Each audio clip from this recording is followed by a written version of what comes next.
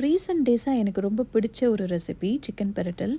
கொஞ்சம் மல்லி, மிளகு, சோம்பு, சீரகம், பட்டை, கிராம்பு இத மிக்ஸியில பொடி பண்ணிக்கோங்க. அதோடயே வந்து மசாலா தூள்லாம் சேர்த்துக்கிறேன். மஞ்சத்தூள், மிளகாத்தூள், மல்லித்தூள், கொஞ்சம் கரம் மசாலா, கொஞ்சம் காஷ்மீரி ரெட் சில்லியும் சேர்த்துக்கிறேன் கலருக்காக.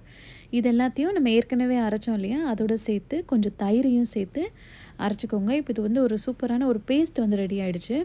நான் ஆல்ரெடி க்ளீன் பண்ணி வச்சுருக்கேன். சிக்கன்ல வந்து இப்போ இந்த பேஸ்ட்ட போட்டு நான் மேரினேட் பண்ண போறேன்.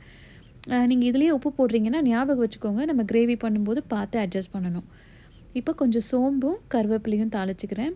இதுலயே வந்து வெங்காயம் போட்டு வதக்கிக்கோங்க. வெங்காயம் நல்லா வதங்கினதுக்கப்புறமா தக்காளியும், இஞ்சி பூண்டு பேஸ்ட்டு ஆட் பண்ணிக்கிறேன். தக்காளி வந்து கொஞ்சம் கம்மி பண்ணிக்கோங்க. வெங்காயம் 2 எடுத்தீங்கன்னா, 1 தக்காளி எடுத்தா போதும். இப்போ இது நல்லா மையா வதங்கினதுக்கப்புறம் நம்ம மேரினேட் பண்ணியிருக்கோம் பாருங்க சிக்கன், அத ஆட் பண்ணிக்கோங்க.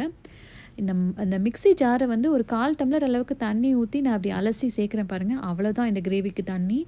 இத வச்சு நீங்க ஒரு 7 to 10 மினிட்ஸ் குக் பண்ணா போதும். சிக்கன் அதுக்கு மேல குக் பண்ண வேண்டியதில்ல. மல்லி இல போட்டு இறக்கிற வேண்டியது தான்.